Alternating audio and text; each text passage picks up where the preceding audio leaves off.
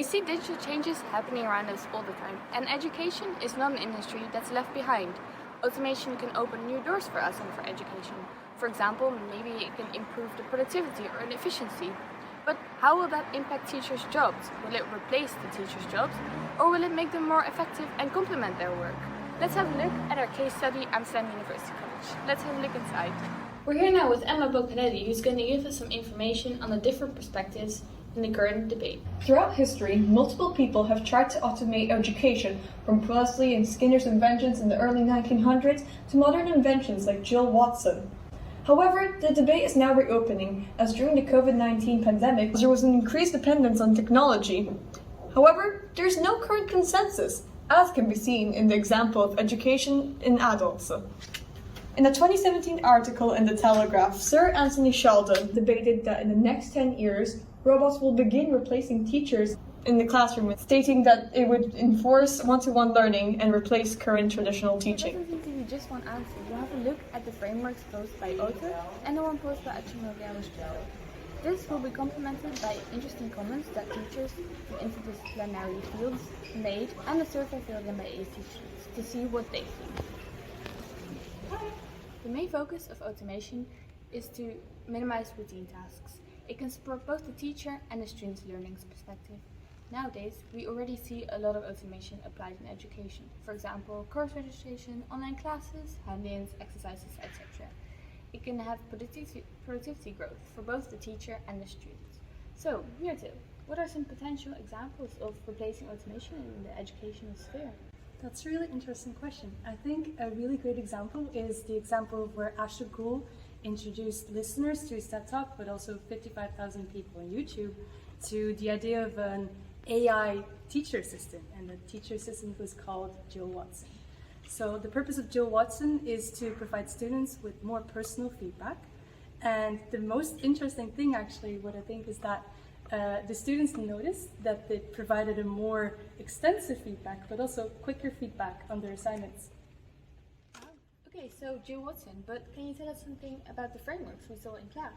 Yes, of course. So there's this one really interesting framework, I think, by David Otter in his paper, Why Are There Still So Many Jobs?, where he kind of argues that the short-run effects of robots and automation depend on the kind of work the worker does. So in the case of Jill Watson, it could both be labor replacing, but also labor enhancing. The labor replacing effects would in that case be the fact that it provides feedback on students, which in this case the teacher doesn't have to do anymore because the students obviously agree that it's better than what teacher assistants actually did. But then you have the labor enhancing effects, where for instance, because it creates more time for the teacher, it could allow the teacher to focus on more specific and abstract tasks, such as for instance, providing students with a more personal education. As the assistant will allow the teacher to focus more on specific tasks, what will happen next? Yeah, so the thing that happens next is the creation of new tasks. And according to a 2019 paper by Acemoglu and Restrepo, this creation of new tasks will then result in a reinstatement effect, but also a productivity effect. And this productivity effect will result in a spike in productivity by the teacher making use of the assistant. Interesting. So, with the rising productivity growth, what will the future hold for us? Yeah, so that's a very big thing. So generalizing these frameworks of Otter and Acemoglu and Restrepo, we would actually expect the future productivity in education to be mainly caused by these labor-enhancing things, such as, of course, Jill Watson, the AI teaching assistant, but also automatic grading and other teaching assistants in general. Okay, thank you, Mirte. Thank you so much. Now we've given you some background, let's have a look at the teacher's perspective and the student survey. For the project, we had the chance to interview 5 teachers with very different perspectives on the increase in productivity in the education due to automation.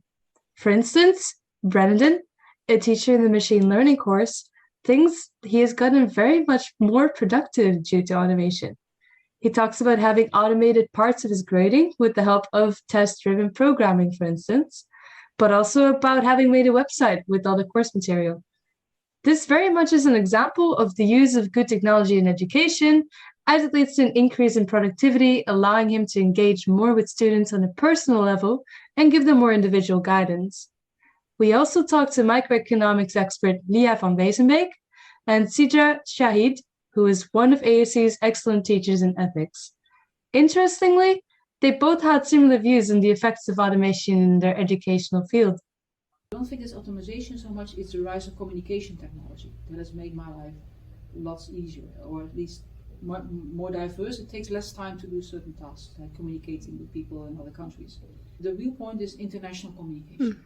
That really has changed beyond recognition. At most, people, including lecturers and students, are willing to do hybrid, a hybrid environment, but going completely online and using Zoom, for example, as let's say, the fundamental mode of instruction, the medium for that, that's pretty unlikely that would happen. Here, the effects of automation display themselves as labor complementing rather than being labor replacing. As Leah mentions, they have allowed academics to communicate in new ways, facilitating the spread of ideas on an international scale and thus increasing the amount of productivity per person. However, as explored by Sidra, a full shift to automation, such as hosting and attending online lectures, would be unideal, as it would result in a decrease in overall productivity like the one noted during the pandemic. Personally, I think AUC has a way to go to get even better at that, right? I mean, the systems that we are using are partially interoperable, which means that there's still a lot of manual labor that has to go into it, which is wasting a lot of resources. And it makes it, prone to mistakes, of course, as well. Human error creeps in at every step that you have to kind of, translate from one system to the next. So I think we actually have a way to go there. Julia Hoffman is a teacher of next semester's Big Questions in AI course. Her view on the topic was somewhat different than Leah and Sidra's. Instead of mentioning that automation did or did not have an effect on her personally, she suggests that AUC could potentially improve by eliminating manual labor when it comes to the AUC service desk. As more and more processes initially performed by the service desk get automated, it will require less people to do the same amount of work. As explored by Ochemoglu and Restrepo, technology increases productivity of capital and labor in existing tasks and jobs, making each employee more efficient. This is an example of factor augmenting technology. Lastly, Gus Smulders touched upon the aspect of not being able to fully automate away each and every job in the labor market. Among other jobs, such as creative artists, he mentions the seemingly unreplaceable job of a professor. There's many things I think that can be automated. I think there's a couple of big exceptions.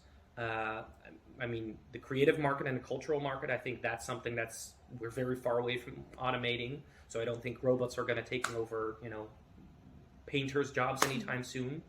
And I think education is another one. Somebody standing in front of the classroom is something that I don't think you can easily replace by both AI-type software algorithms or any robotics that could make up for kind of the physical aspect of it. So I don't think that will change anytime soon, no. Cass described a scenario where he sees the manual tasks described by Otter in his 2015 paper to be easier to automate, but abstract tasks will be harder to replace. The practice of being a professor includes a human element that is yet hard to find in robots. Therefore, he doesn't see automation of teachers' jobs happen soon. This complies with Otter's theory. We made a survey to be filled in by AUC students to see what they think of automation in education. We see here that 40% of the students that filled in the survey are from the legal, social, and cultural studies of AUC, and there's also quite some bad studies. We asked them if they noticed a rise in productivity during COVID, and the majority says that they think their productivity decreased during COVID.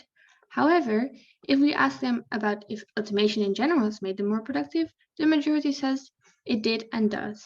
And it's interesting because it means that online education doesn't necessarily make them more productive, but there's also other aspects of automation that makes them more productive.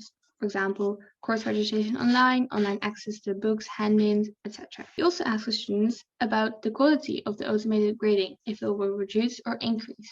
And we have quite some mixed opinions here, but 9 people are neutral, and the other majority think it will decrease the quality of grading. And then last question, we asked them about if they think teaching and education will change in the future, and the majority of people says yes, it will change in the future. That was the student survey, and now we're going to have a look at the conclusions overall. Overall, we found that although education does have potential for automation, this is for the most part labor complementing. We believe, as explored by Otter in his papers, that this is due to the intrinsic human element of education, which makes it an abstract task.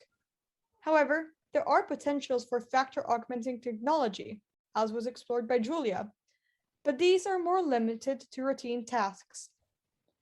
If we were to fully automate these tasks, we would expect an increase in productivity, as was predicted by Ochimoglu and Restrepo in their paper, along with job loss. One key element we found interesting is although a vast majority of people found that on a whole, automation has increased their productivity, during the COVID pandemic, everyone found it declined sharply, despite our strong reliance on automation. This might be a singular event. However, it does suggest that just because there is potential to automate, it does not imply that people or institutions will actually implement these automations.